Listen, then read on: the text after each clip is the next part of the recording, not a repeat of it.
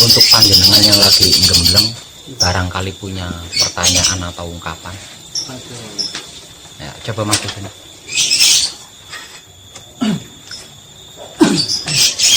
Nah, gitu. Pertanyaan apa, ungkapan tentang apa saja? Begini Pak, di dalam diri manusia kan ada 3 singgasana Tuhan. Iya. Bagaimana cara agar selaras Pak?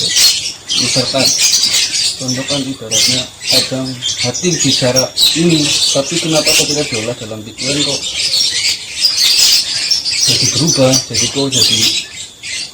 kurang tepat Pak? Ya karena berbalik kan itu.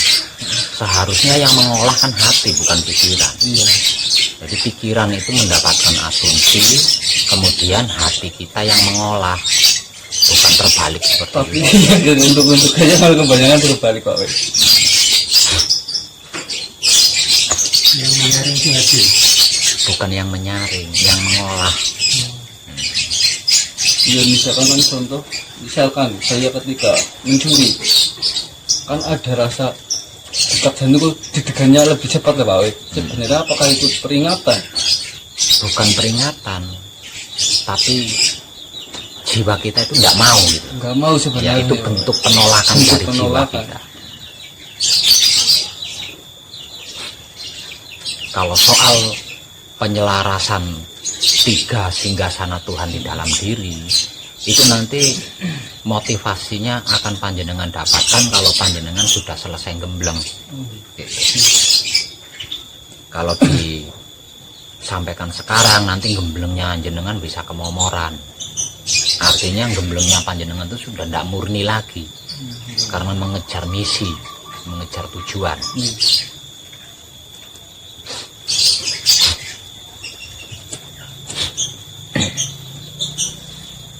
Ada ungkapan lain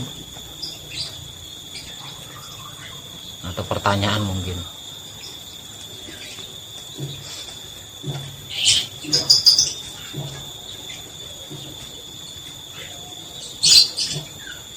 Nggak ada.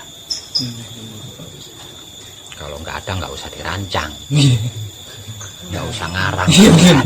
Belum ada.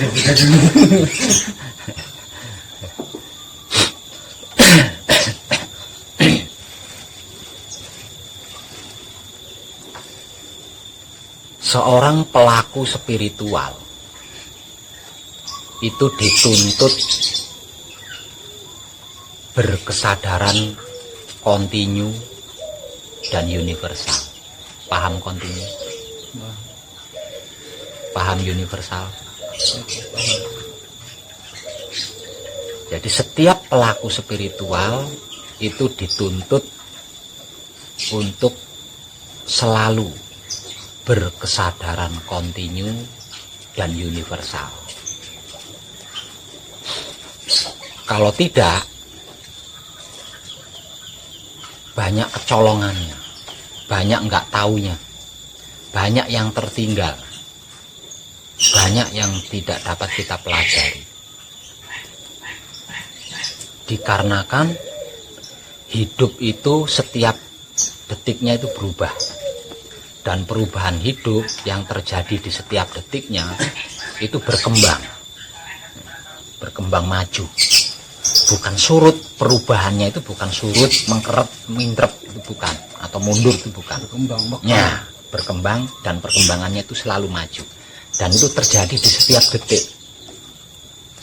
Jika tidak berubah dan perubahannya tidak berkembang maju, berarti itu bukan hidup.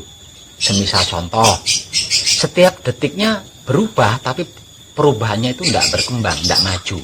Misal contoh, perubahannya itu surut atau mundur. Itu bukan hidup, tapi tanda-tanda mau mati. Kita bisa mengambil contoh dari tanaman. Nah, setiap detiknya kan itu berubah. Nah, perubahannya kan maju, berkembang kan. Nah, kalau tanaman itu perubahan yang terjadi di setiap detiknya itu surut, mengkeret, berarti tanaman itu mau mati. Nah, ya. Sedangkan spiritual, siapapun dia yang sedang laku spiritual, disadari tidak disadari, suka tidak suka, mau tidak mau, dia masuk ke dalam hukum hidup, berada di dalam hidup, di dalam dimensi hidup, kekuasaan hidup. Lah, kalau di dalam laku spiritualnya, kesadarannya itu tidak universal, tidak kontinu, sedangkan hidup itu setiap detiknya berubah dan perubahannya selalu berkembang maju, banyak yang akan tertinggal, gitu loh. Banyak yang tidak kita ketahui. Sebab karena itu, siapapun dia, setiap pelaku spiritual dituntut untuk selalu berkesadaran kontinu dan universal.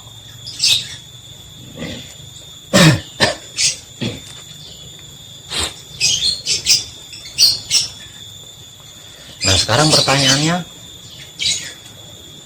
bagaimana agar supaya kesadaran kita itu selalu kontinu dan menjadi universal? Caranya,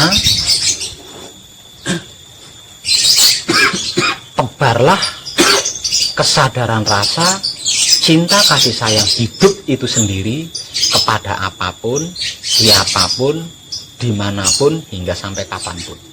Itu caranya. Tekniknya, apapun yang kita lakukan di setiap gerak tubuh maupun di setiap gerak otak hati kelamin kita lumuri, ya, kita bungkus dengan kepasrahan, penerimaan, dan mempersilahkan hidup itu sendiri. Semisal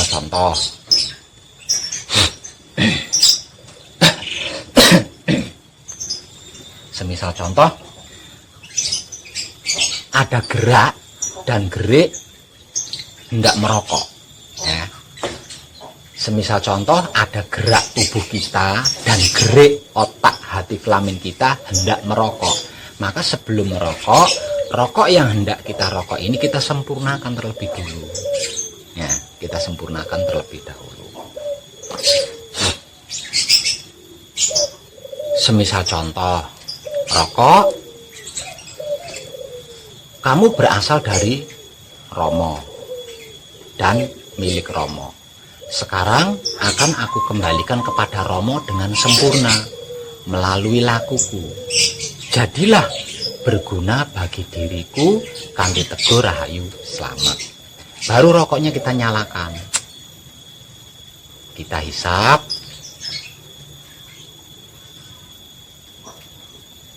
terasa nikmat kan?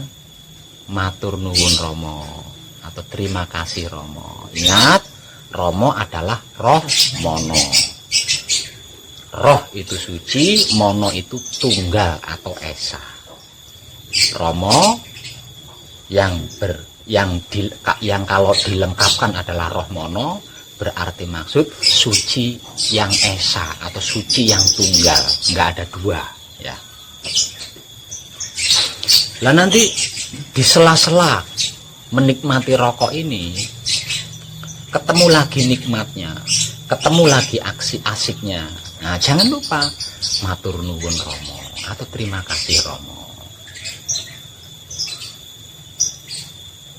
Itu teknik menebar atau menyebar kesadaran rasa cinta kasih sayang hidup kepada apapun, siapapun, dimanapun, hingga sampai kapanpun. Begitu juga ketika ada gerak tubuh kita, gerak otak, hati, dan kelamin kita hendak makan.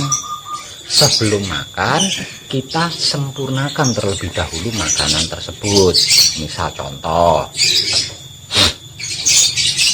nasi dan lauk pauknya, engkau berasal dari Romo dan milik Romo. Sekarang akan aku kembalikan kepada Romo dengan sempurna melalui lakuku. Jadilah berguna bagi diriku, kanthi teguh rahayu selamat. Baru kita makan makanan tersebut. biasanya setelah makan kan gitu ya, apa itu namanya, antom atau apa. Nah, jangan lupa matur nuwun Romo, terima kasih Romo. Jadi jangan gitu.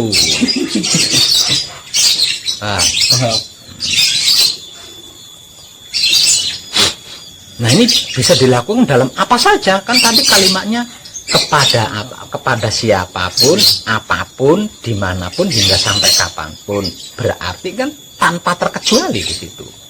Apapun itu. Satu misal contoh lagi, sedang duduk santai, enak, ya, menikmati kunci ya, menikmati kunci. Kok terjadi apa itu? Apa itu? Minyohat, mulet. Nah, muletnya. Itu kan nikmat banget ya. Nah, supaya muletnya atau minyohatnya itu tidak sia-sia, daripada seperti itu, matur nuwun Romo, jadi lebih nikmat banget. Nah, karena apa? Karena setiap gerak tubuh kita, gerak otak, hati dan kelamin kita itu adalah hidup, hukum hidup yang perlu kita terima, yang perlu kita kaji, yang perlu kita sadari, yang perlu kita pelajari, yang perlu kita syukuri. Jadi jangan sampai ada gerak tubuh, gerak pikiran, hati, kelamin kita yang terlepas dari kesadaran, yang tidak dibungkus dengan kesadaran, yang tidak dilumuri dengan kesadaran rasa cinta kasih sayang hidup.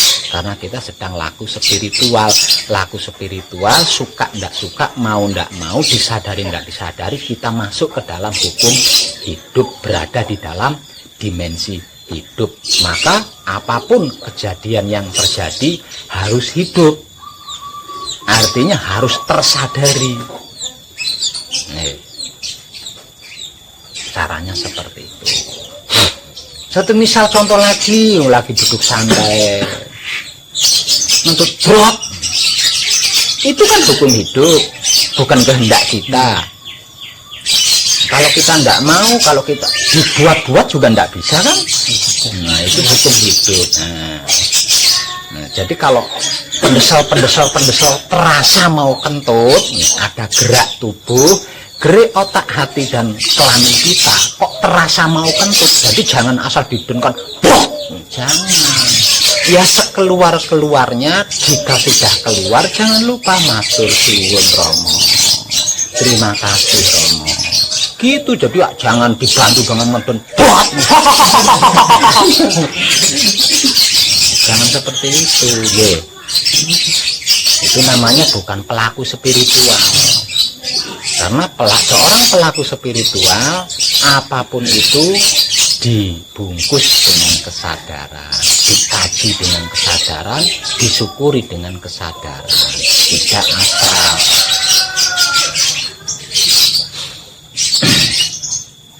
Kalau kena sakit, kalau kena sakit, lalu ya sama saja, memangnya sampean bisa buat sakit? Memangnya sampean bisa buat sakit? Enggak bisa kan? Nah, itu hukum hidup. Kenapa kok raga kita bisa sakit? Karena kita punya luput. Kalau kita tidak punya luput, nggak mungkin sakit. Lawang bukan rumah kosong, rumah berpenghuni. Nggak ada sejarahnya rumah yang ada penghuninya itu ada sawangnya, ada debunya, itu nggak ada, pasti bersih. Bisanya ada sawang, bisanya ada debu karena rumahnya kosong. Artinya punya luput, lepas dari perhatian kita. Semisal contoh, saya punya kursi di dalam rumah saya sendiri, tapi dikarenakan kursi itu tidak pernah saya perhatikan, akhirnya kursi itu berdebu, kotor, tidak layak untuk diduduki. Nah, itu gambaran daripada penyakit. Kalau di dalam berspiritual, kita selalu bekerja sama dengan hidup, kita selalu bersekutu dengan hidup, kita selalu manunggal dengan hidup. Apapun itu pasti berhasil kita sadari. Lah, apapun yang berhasil kita sadari sudah pasti dan tentu sempurna. tidak akan menjadi masalah.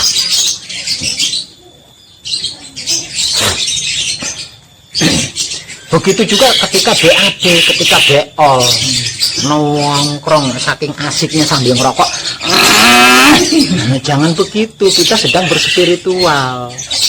Sekeluar-keluarnya ketika sudah keluar ucapan matur nuwun Romo, lebih lego, lebih plong rasanya. Jadi jangan saking asiknya menikmati rokok ngedengnya jangan seperti itu. Itu arti maksud daripada setiap pelaku spiritual dituntut untuk berkesadaran kontinu dan universal apapun itu.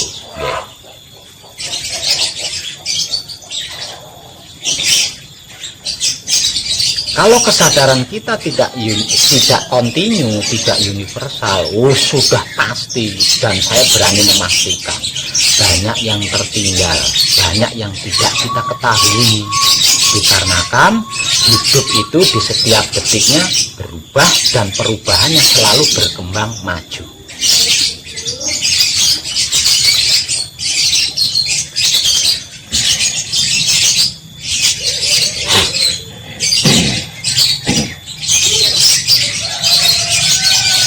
Kadar laku spiritual seseorang, kadarnya ya, kadar dari laku spiritual dari setiap orang itu bisa diketahui dari gerak tubuh dan gerak otak hati kelaminnya.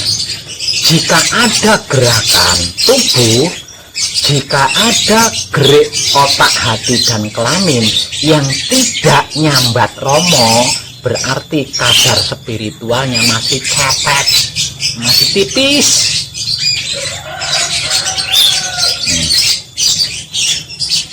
Nah, kita bisa bercermin di situ.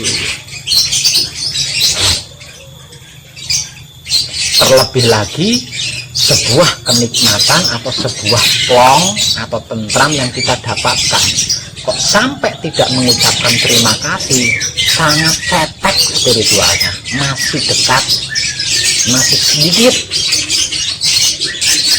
Tapi kalau segerak-geraknya tubuh mau enak atau tidak enak, segerik-geriknya otak kita, hati kita, kelamin kita, enak tidak enak, kok selalu berucap terima kasih Romo atau matur suwun Romo, itu sudah kadarnya udah 95%.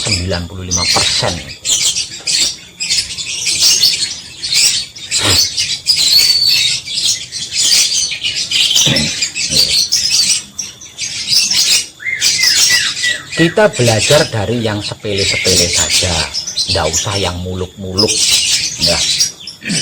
Karena apa? Karena yang sepele, yang sederhana itu nyaris tidak kita perhatikan selama ini, nggak kita pentingkan. Misal contoh, lagi duduk hubungan, dalam posisi duduk yang seperti ini, lambat laun kan akan terasa capek. Nah, karena capek, secara otomatis kan cari posisi yang tidak capek. Nah, ini kan ketemu rasa yang enak. Itu kan sepele banget. Iya. Iya.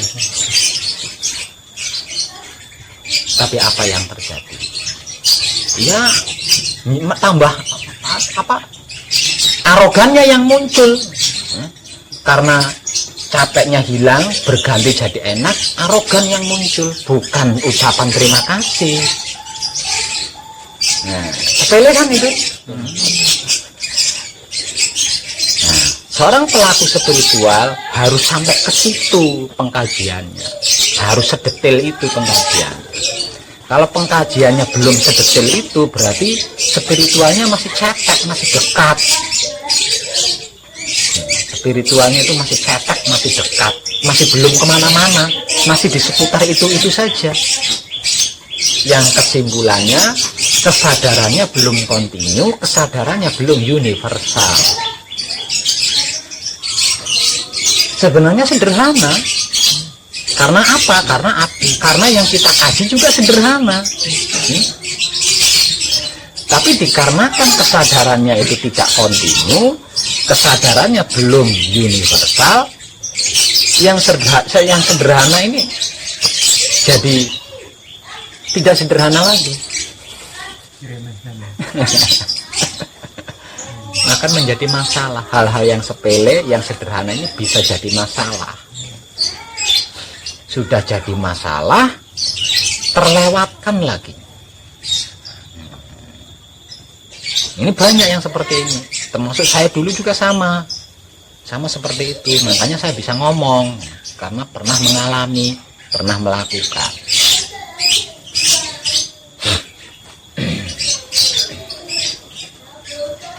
Kalau di dalam agama, ayat tertinggi adalah Bismillahirrohmanirrohim sebelum berbuat. Alhamdulillahirabbil alamin sesudah berbuat. Nah, ini paling tinggi. Nah, kalau di dalam akidah dan kaidah agama.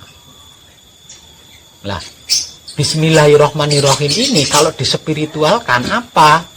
Alhamdulillahirabbil alamin ini kalau dispiritualkan apa?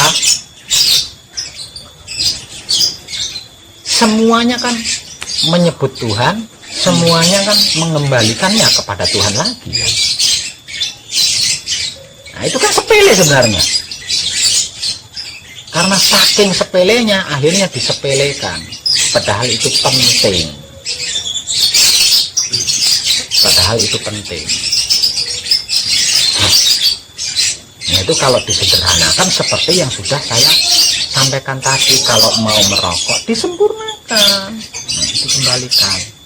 Itu sama dengan bismillah tadi. Nah, setelah selesai ngerokok kok di saat ngerokok atau selesai ngerokok kok dapat rasa nikmatnya kan dapat. Terima kasih. Nah, alhamdulillah. Sederhana kan sebenarnya. Seperti itu.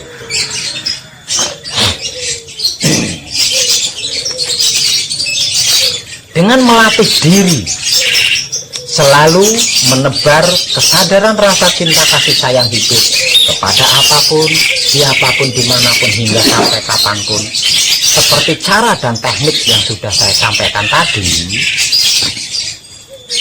secara otomatis kesadaran kita akan menjadi kontinu dan universal. Nah, kalau kesadaran kita sudah terlatih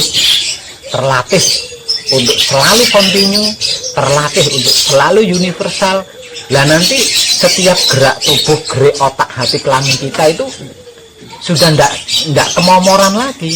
Jadi pikiran kita itu sudah nggak ikut campur lagi, angan-angan kita itu sudah nggak ikut campur lagi, manusiawi kita juga nggak ngerecoki lagi, nggak bisa ngerecoki lagi, sehingganya segerak-geraknya, segerik-geriknya menjadi murni. Nah, karena gerak-geriknya selalu murni, tidak ada karma di situ. Karena tidak ada karma, ya tidak ada masalah. Gitu.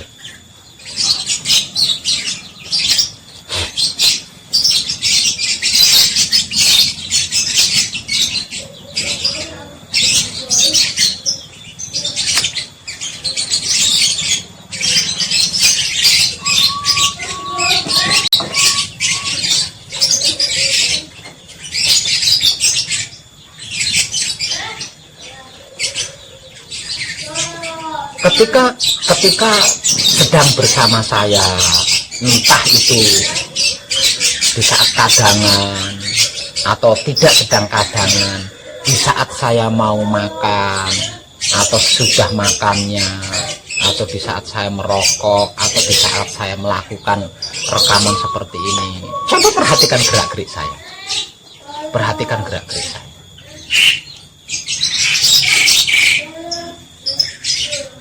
Semuanya tidak ada satupun yang tidak saya lumuri dengan kesadaran rasa cinta kasih sayang itu. Semuanya tidak ada yang tidak saya terima kasih, itu tidak ada. Bahkan saya menggunakan suara, enggak cuma di dalam hati saja. Karena saya di sini tidak sendiri, ada panjenengan. Maksudnya saya memberi contoh kepada panjenengan. Nah, kalau apa yang saya lakukan saya lakukan di dalam hati, panjenengan mungkin nggak ngerti. ngerti, tapi saya sampai kelisan. Semisal contoh seperti yang sudah saya uraikan tadi, habis selesai makan nya saya kan saya bareng dengan matur nuwun Romo. Kan panjenengan denger sih saya ngomong gitu. Ketika saya sedang duduk di sini sambil menekuk boyok matur suwun Romo, kan panjenengan itu kan menggunakan suara. Nah akhirnya itu bimbingan buat panjenengan, bukan saya sok ya, bukan saya sok. Itu sengaja saya tunjukkan karena itu adalah bentuk bimbingan buat panjenengan.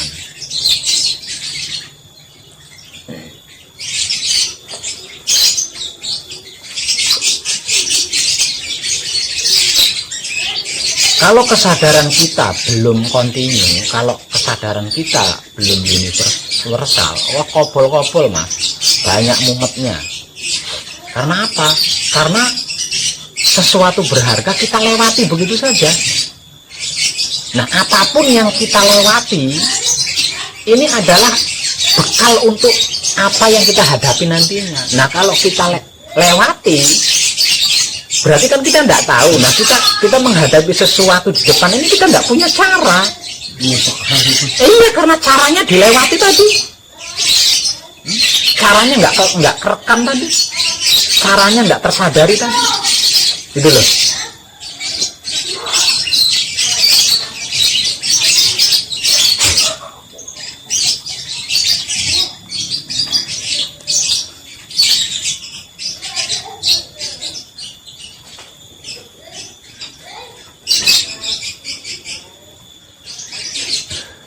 Kesimpulannya, kalau di setiap gerak tubuh kita, di setiap gerak otak hati kelamin kita, tidak ada kalimat matur suwun Romo atau terima kasih Romo,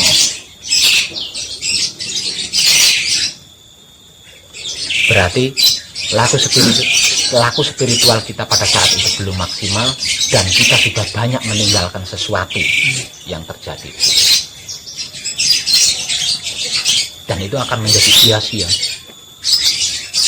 Nah dia bergelantungan di sana. Aku diturunkan Tuhan untuk menemuimu sebagai ilmumu, tapi dikarenakan engkau tidak memperdulikan aku, sekarang aku bergelantungan jadi penasaran. Enggak pun aku harus kemana ini?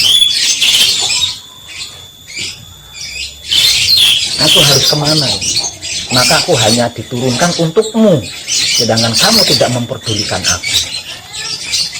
Kalau perubahan-perubahan hidup yang terjadi di setiap detiknya itu bisa bicara seperti saya.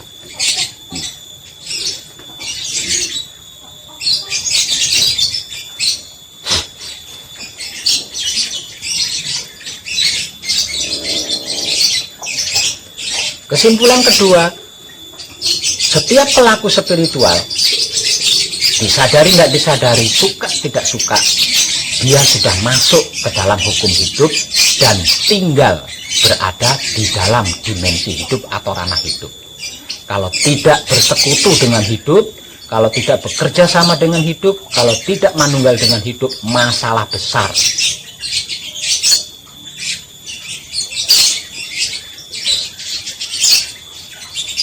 Karena apa? Karena hukum hidup nggak bisa ditolak, tidak bisa dihindari, dan itu harus terjadi karena itu adalah firman Tuhan. Hukum hidup adalah firman Tuhan. Misal contoh kentut, ya coba aja ditolak itu kentut, bisa nggak? Menolak kentut, nggak mau kentut, dua risikonya. Kalau nggak unit gawat darurat, kuburan. Itu hukum hidup. Nah, sebegitu gawatnya kok bisa terjadi pada kita dengan mulus, nggak ngucapin terima kasih, wih banget kan? Kalau sampai tidak bisa kentut, unit gawat darurat atau kuburan. Kalau bisa kentut, sehat bugar. Itu terjadi pada diri kita. Lah kok pelit wong garek ngucap matur suwun. Tinggal mengucapkan terima kasih itu kan gratis. Nggak ada pajaknya. Nggak pakai puasa, nggak pakai UBRAP. Kok sampai nggak bisa itu apa? Apa nggak kebangetan? Mulet. Ini wah asik banget dengan kejadian mulet ini kita bisa kembali fresh loh. Kita bisa kembali fresh. Nggak bisa mulet kaku kabeh urat kita. Nah, sebegitu hebatnya kok nggak mau berterima kasih. Maka terima kasih itu kan nggak ada pajaknya, nggak bayar, nggak pakai puasa, nggak pakai UBRAP. Kok sampai nggak bisa itu atau nggak kebangetan? Ngono ngaku spiritual lah, spiritual macam apa itu? Laku spiritual model apa kalau seperti itu?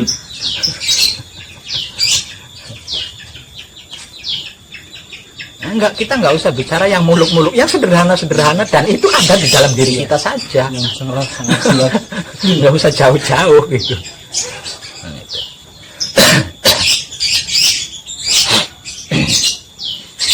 Kesimpulan ketiga, jangan sekali-kali melakukan sesuatu jika tidak dalam keadaan bersekutu dengan Tuhan. Jika tidak dalam keadaan manunggal dengan hidup atau bersekutu dengan hidup.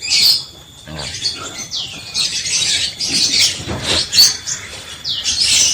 walau sesungguhnya dalam keadaan apapun kita selalu bersekutu dengan hidup. Kita selalu bekerja sama dengan hidup, kita selalu manunggal dengan hidup. Namun kepentingan-kepentingan, keinginan-keinginan, kemauan-kemauan, ego, pamrih, arogan kita ini yang tidak mau mengakui diri kita bahwa diri kita itu sesungguhnya sedang bersekutu dengan hidup, sedang bekerja sama dengan hidup, dan sedang manunggal dengan hidup. Maka yang terjadi adalah pengkhianatan-pengkhianatan. Ya salah satunya mulet itu tadi ya, mulet itu kan itu hasil kita bersekutu dengan hidup, hasil kita bekerja sama dengan hidup, hasil kita manunggal dengan hidup. Coba kalau tidak bersekutu dengan hidup, tidak bekerja sama dengan hidup, tidak manunggal dengan hidup, bisa mulet enggak? Lawang mayit masa iso mulet.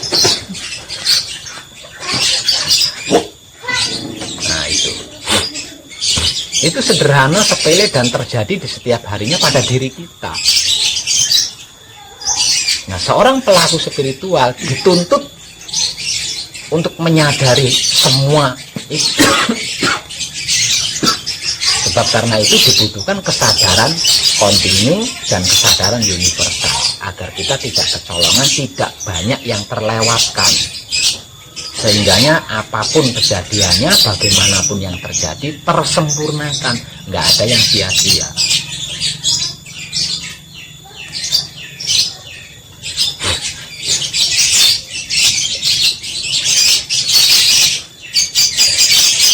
Panjenengan harus berlatih sejak dini.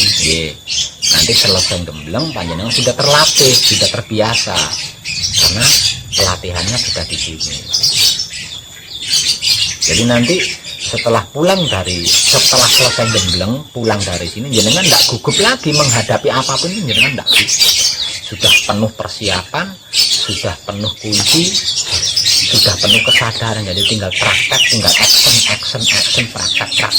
Nggak mikir lagi. Kalau kita mikir, kemomoran lagi kita.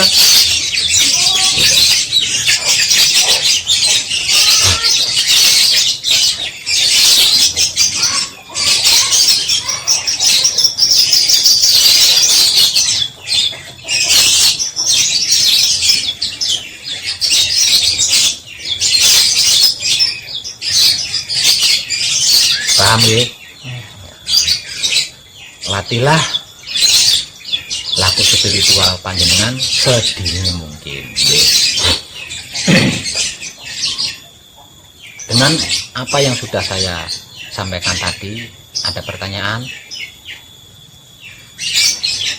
Belum ada. Ada ungkapan? Belum juga. Oke. Padat. Tuh. Nah saya itu setiap harinya, setiap saatnya itu seperti itu gitu loh. Seperti itu. Makanya saya nggak bisa nonaktif itu. Saya selalu super aktif. Saya selalu super aktif. Dan keaktifan saya sampai saya suarakan Romo, terima kasih Romo, itu sampai saya suarakan. Nah karena saya merasa di sini tidak sendiri, ada yang sedang belajar. Pamrih saya yang sedang belajar biar ngerekam saya, biar memperhatikan saya. Pamrih saya gitu ya. Salah sih karena saya punya pamrih, tapi pamrih saya dikarenakan pamrih saya ini adalah pamrih kebaikan, saya siap menanggung hukum karma dari pamrih saya yang baik ini tadi. Artinya saya menemani panjenengan itu saya banyak berkorban, karena hampir di setiap hari saya selalu menebus karma-karma yang saya buat sendiri. Ketika saya berbicara seperti ini, lah ini kan ada ego di sini. Ketika saya berbicara seperti ini, di sini kan ada pamrih. Ketika saya berbicara seperti ini, di sini kan ada arogan. Kalau tidak ada ego, tidak ada pamrih, tidak ada arogan, saya diam. Nah, bisanya saya ingin panjenengan bisa mengerti, bisanya saya ingin panjenengan bisa memahami dan mengetahui, akhirnya muncul sebuah ego, pamrih, sehingga saya memberitahukan sesuatu agar panjenengan mengerti, paham, dan tahu. Nah, itu kan ego, pamrih, arogan. Nah, itu kan ada karmanya. Nah, saya siap menanggung itu. Menghadapi karma yang saya ciptakan sendiri, saya siap. Yang penting panjenengan berhasil.